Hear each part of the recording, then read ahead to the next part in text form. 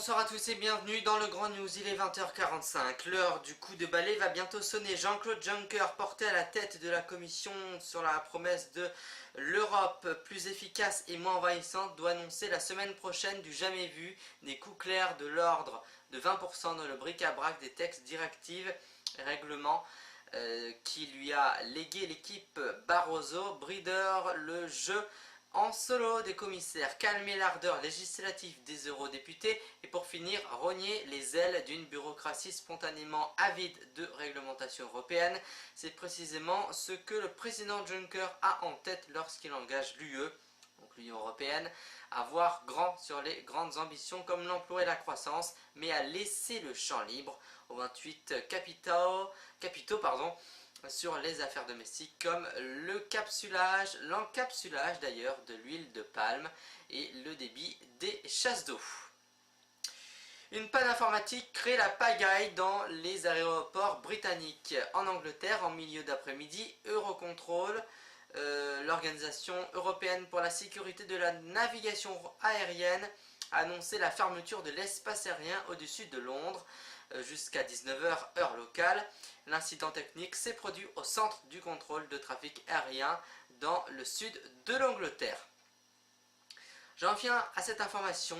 La colère monte du côté des routiers. À l'approche de Noël, les syndicats des transporteurs prévoient de bloquer les entrepôts et les routes après l'échec des négociations entre syndicats et patronat portant notamment sur les hausses de salaire. La CFDT Transport annonce des actions de blocage avant les fêtes de fin d'année. Faute de ne pas avoir été entendue, la CFDT mettra en œuvre des actions qui auront des répercussions bien au-delà de la profession avant les fêtes de fin d'année, indique donc la CFDT, le premier syndicat dans le transport routier avec 32% des voix aux élections, appelle à bloquer les routes et les entrepôts en région parisienne, notamment à Rungis, à partir de jeudi prochain et jusqu'à vendredi. La mobilisation sera massive. Ce sera le dernier coup de semonce, a averti Thierry Cordier, directeur de la CFDT FGTE.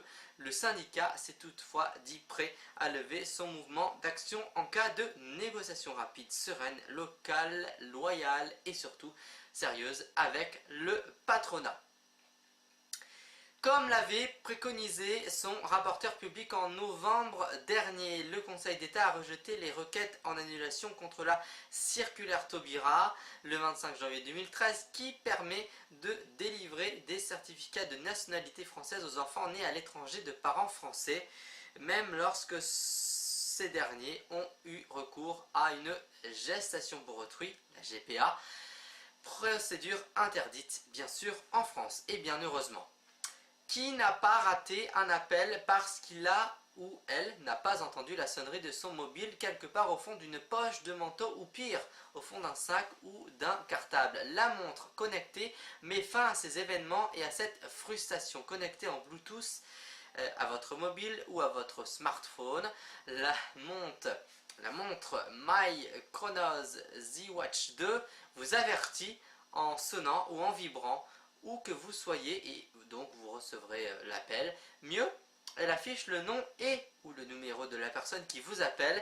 Elle vous signale également l'arrivée d'un message et si vous ne voulez pas aller chercher votre mobile au fond de votre poche, vous pouvez tout simplement appeler et répondre depuis votre montre et parler à votre poignet. Et donc maintenant je passe à cette information. Coup de gueule dans les médias, menaces de mort et même au recours devant la haute juridiction administrative. Bernadette Chirac. Voilà, effectivement, je me suis trompé.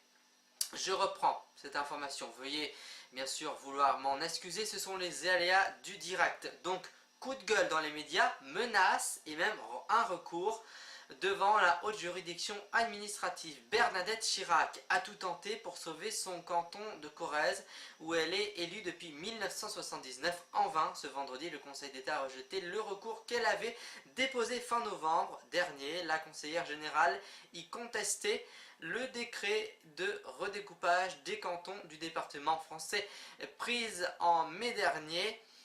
en vue des prochaines élections départementales de mars 2015. Voilà, donc pardon pour cette erreur. Donc ce n'est pas menace de mort, mais menace tout court et même un recours devant la haute juridiction donc municipale. À 86 ans, la comédienne icône de la lutte contre le sida, Lynn Renaud, qui était aussi une grande amie de Dalida, continue d'investir toute son énergie dans ce combat. Elle se livre sur sa vie et confie son inquiétude face aux difficultés que rencontrent les jeunes.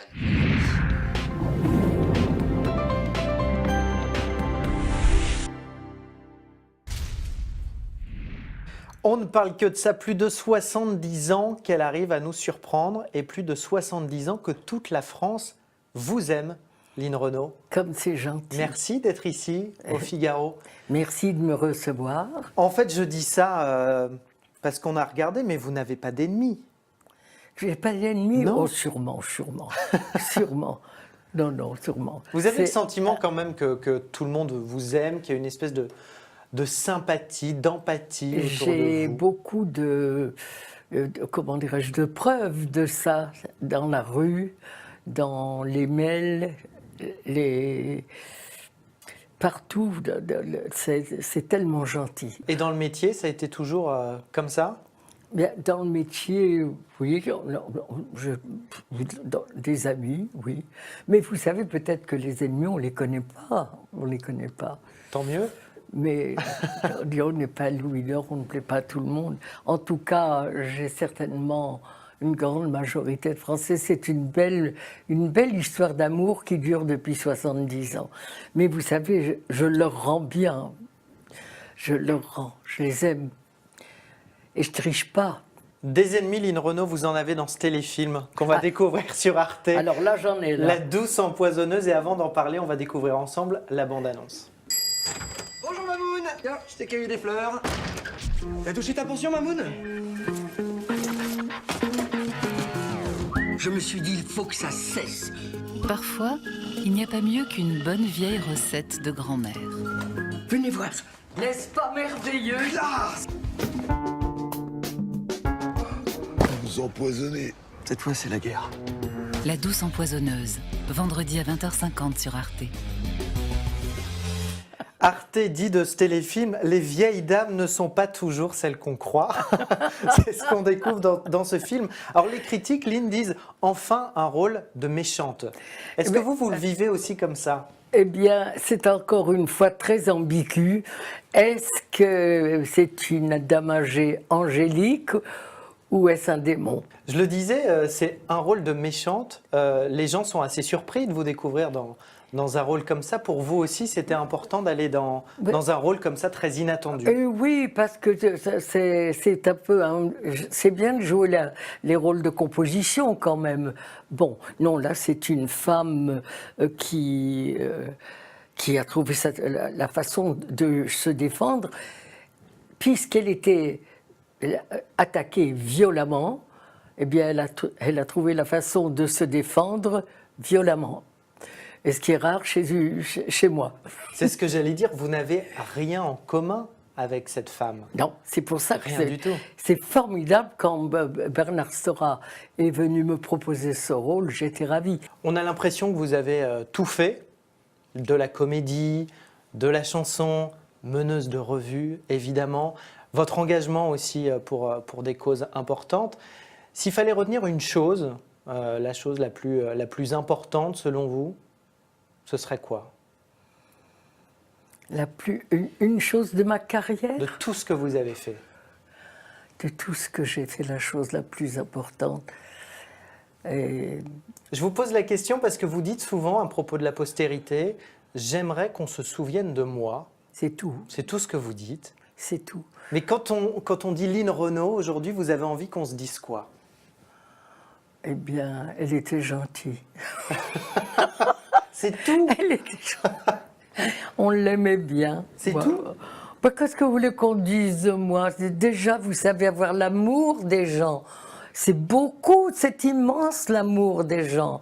L'amour, c'est immense. Quel plus beau cadeau que ça.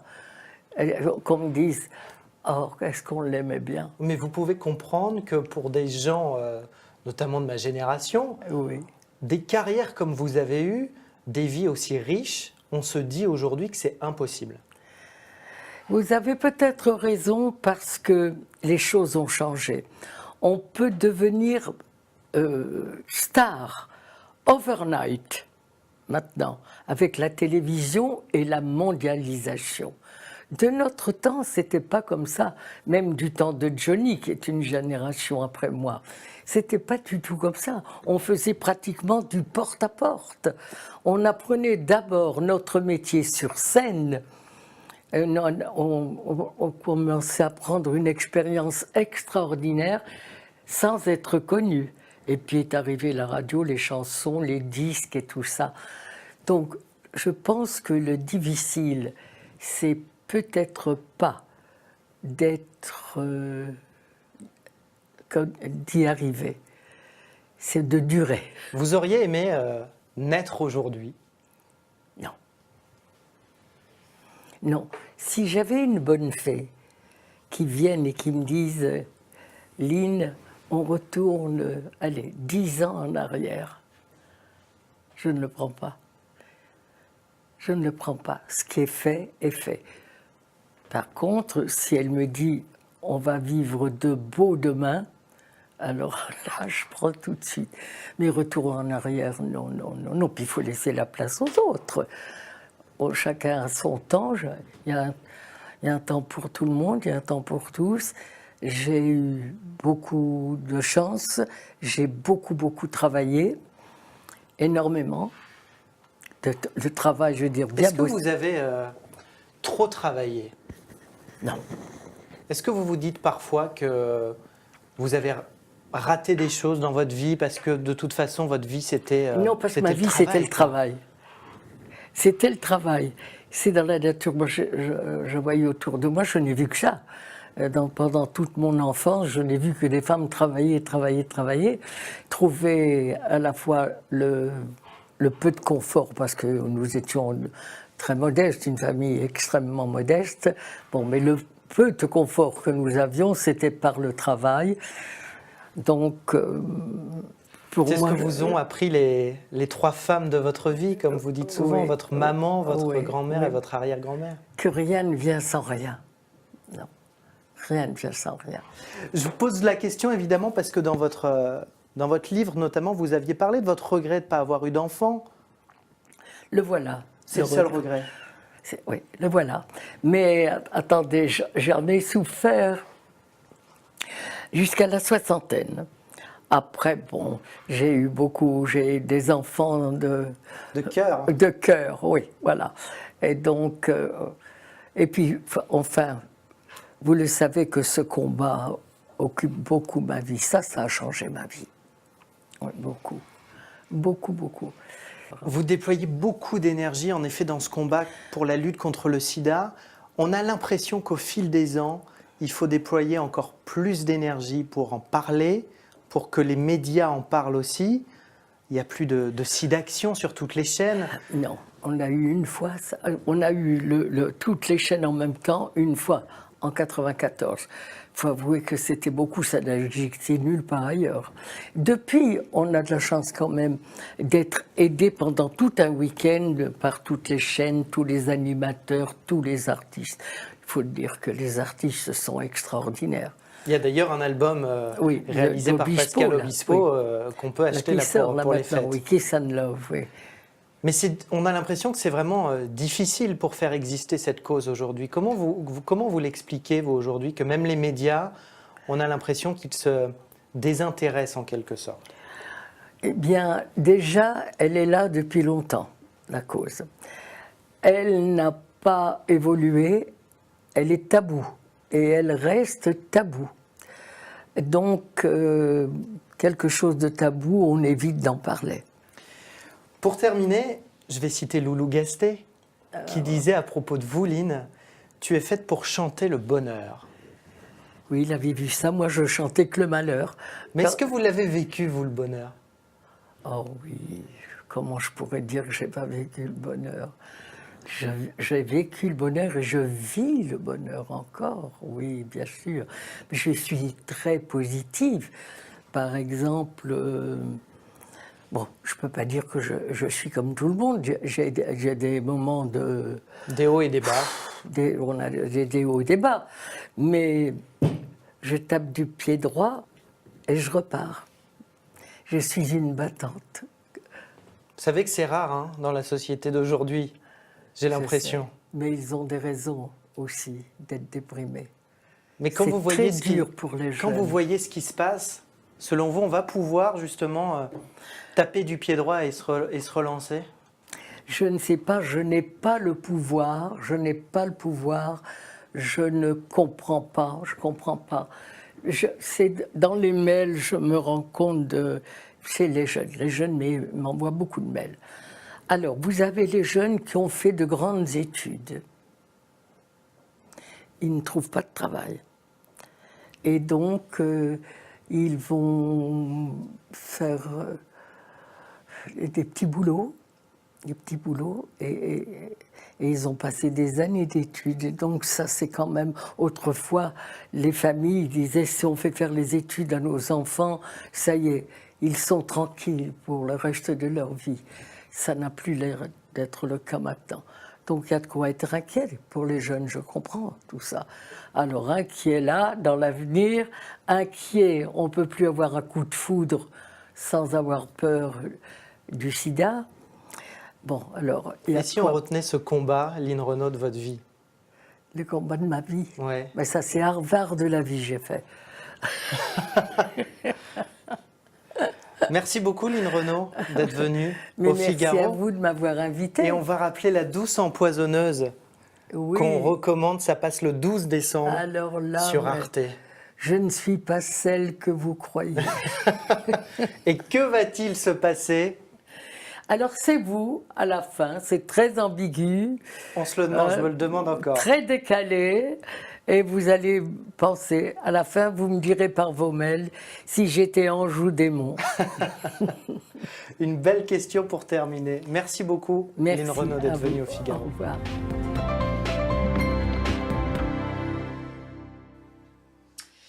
Coup de théâtre dans la caverne ardéchoise. La grotte Chauvet, classée en juin dernier en patrimoine mondial de l'humanité par l'UNESCO, s'apprête à fêter les 20 ans de sa découverte le 18 décembre prochain.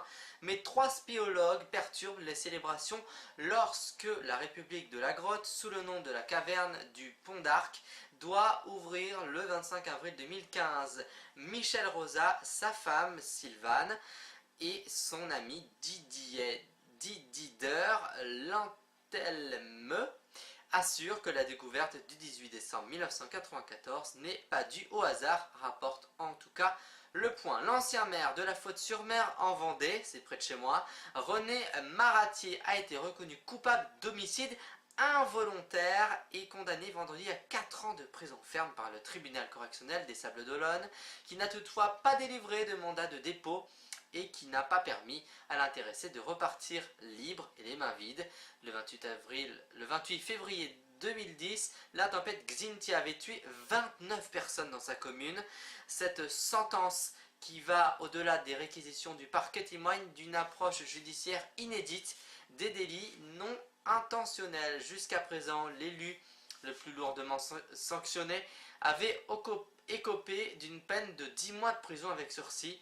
Écoutez tout de suite René Maratier, l'ancien élu de la Faute-sur-Mer, qui a été condamné à 4 ans de prison. De maire, j'ai essayé de servir les biens et les personnes, et manifestement je suis offusqué d'une telle décision et je reçois une profonde injustice. C'est pourquoi nous allons faire appel de la décision. Vous avez l'impression d'être un bouc émissaire, M. Maratier? Je pense que je suis le lampiste, le bouc émissaire de la situation. Il fallait marquer, ça avait valeur de symbole pour les services de l'État, il fallait marquer profondément comment on peut détruire humainement un élu de la République qui a servi son pays et qui manifestement ne le mérite pas. Le tribunal vous reproche la mort de 29 personnes. Je vous remercie. C'est ça ce que vous dites? Non, non, il ne dit pas je vous remercie. Ben non, mais je crois que le tribunal vous fait ce reproche, vous répondez quoi?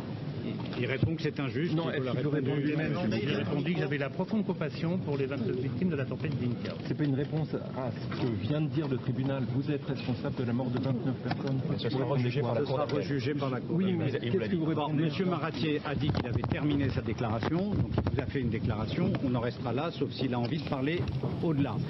Voilà, c'était donc René Maratier. Le 9 décembre dernier, un article dans Le Monde qualifiait Saint-Étienne de ville frappée par la crise industrielle et dont le centre est miné par la pauvreté. Le papier fait état d'immeubles délabrés qui donnent le bourdon et de bâtisses qui tombent en ruine. Tout de suite, je vous propose de retrouver Joseph Cabri pour son édito politique. Bonsoir Joseph Cabri, merci d'être avec nous ce soir, à vous. Bonsoir à tous et bonsoir John. Le premier secrétaire du Parti Socialiste a choisi l'ambition pour motiver ses troupes. Jean-Christophe Cambadélis souhaite aussi atteindre le chiffre de 500 000 militants en 2017, un objectif à celui de l'UMP aujourd'hui. Le PR se revendique 65 000 à 70 000 adhérents à ce jour de cotisation sur un fichier de 160 000 adhérents. Comment combler un tel fossé, alors que le nombre d'adhésions n'a pas cessé de diminuer ces derniers mois et que les élections départementales et régionales à venir risquent encore de bousculer le parti? Par une modernisation du mode d'adhésion dans le cadre d'un vaste plan de réorganisation d'un parti adopté mardi soir à l'unanimité lors du bureau national du Parti Socialiste et soumis samedi au vote du Conseil national réuni à Paris. Après l'impact des photos, le choc des bureaux rue du Vaugirard au siège de l'UMP, les semaines se suivent et ne se ressemblent pas. Au lendemain de son élection large mais non triomphale à la tête du parti, Nicolas Sarkozy avait su produire de belles images d'unité, Bruno Le Maire, Alain Juppé, tous les autres étaient repartis du bureau, avec pratiquement le sourire. Ils étaient repartis du bureau présidentiel avec toutes les garanties souhaitées sur les primaires ou le fonctionnement de l'UMP. Même François Fillon était ressorti souriant d'un rendez-vous d'une cordialité qui l'avait étonné. Avec ses rivaux, Sarkozy avait réussi son opération séduction. Souvent objet de fantasmes, les pensions de retraite des responsables politiques grimpent avec le cumul de leurs fonctions. Ainsi, en dehors des avantages en nature que leur confère leur mandat, les hommes politiques peuvent bénéficier de plusieurs dotations mensuelles, à l'image de François Mitterrand qui, une fois retraité, touchera 15 144 € net par mois grâce à l'exercice de ses précédents mandats politiques et activités professionnelles. C'est une affaire qui pourrait encore éclabousser l'UMP. Alors que Nicolas Sarkozy prévoit de nommer Guillaume Pelletier secrétaire national de l'UMP, ce dernier a passé plusieurs heures en garde à vue. Le cofondateur du courant de la droite forte au sein du parti de droite a été interrogé entre 10h30 et 15h20 ce jeudi avec Guy Alves, cofondateur de la société Big Malion, à Nice dans le cadre d'une enquête pour favoritisme. Rien n'a été retenu contre lui, a déclaré son avocat. Voilà la fin de cet édito. Je vous donne rendez-vous avec un immense plaisir vendredi prochain. Merci pour votre confiance. Et on vous retrouve, John, tout de suite. Il va arriver devant vous en live. Voilà. Je vous dis à vendredi prochain. Au revoir. Merci beaucoup Joseph Cabri, on vous retrouve bien sûr la semaine prochaine. Le décret est passé un peu inaperçu, mais depuis le 1er décembre dernier, la durée de vie du casier judiciaire, qu'il soit vierge ou non, a dépassé de 100 à 120 ans. Au-delà de ce délai, toutes les données contenus dans ce fichier divisé en 3 volets. Bulletins numéro 1, 2 et 3 sont automatiquement supprimés. Avec l'hiver qui revient, le temps des collants et ses 1000 petits soucis, car désormais l'entrée chez soi le soir avec un collant intact relève presque parfois de l'exploit. Les enfilés sans les enfilés demandent une certaine agilité. Tout de suite on passe à 24 heures photo sur News TV.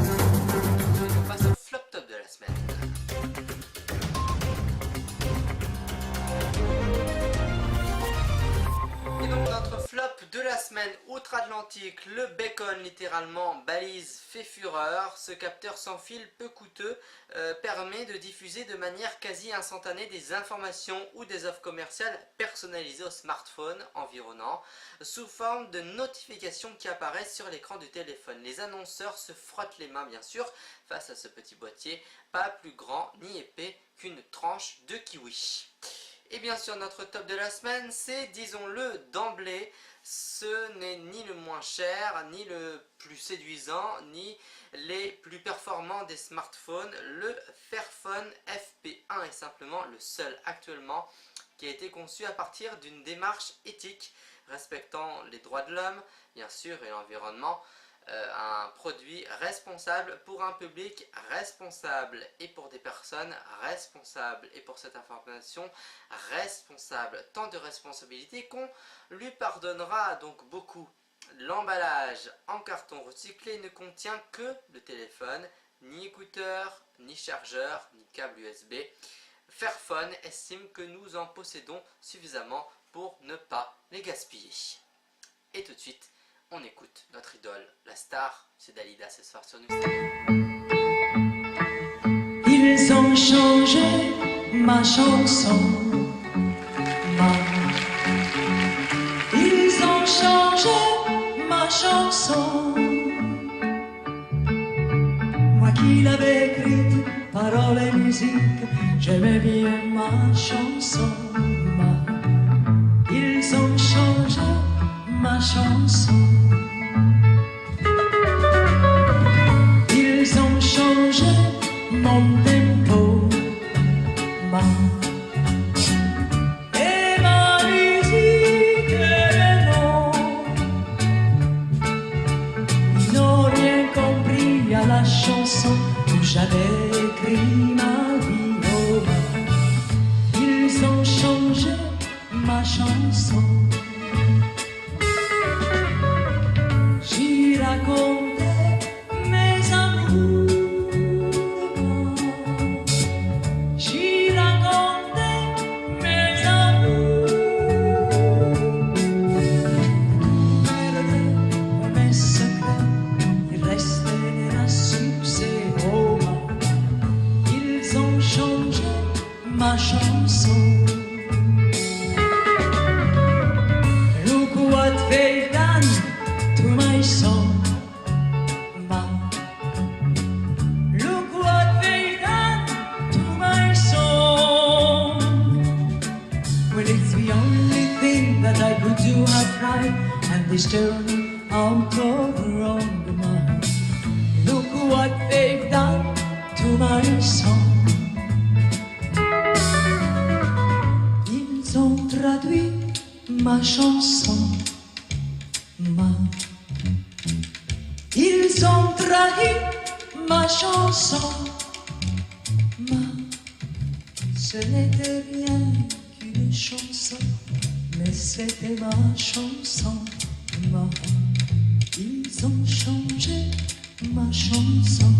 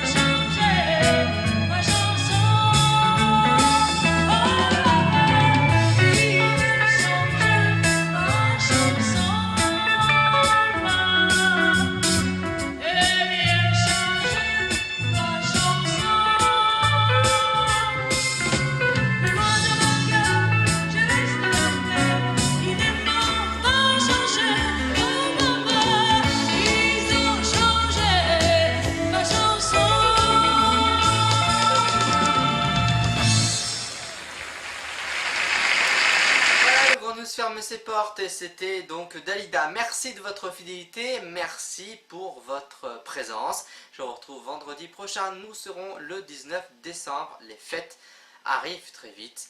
Merci pour votre fidélité, au revoir.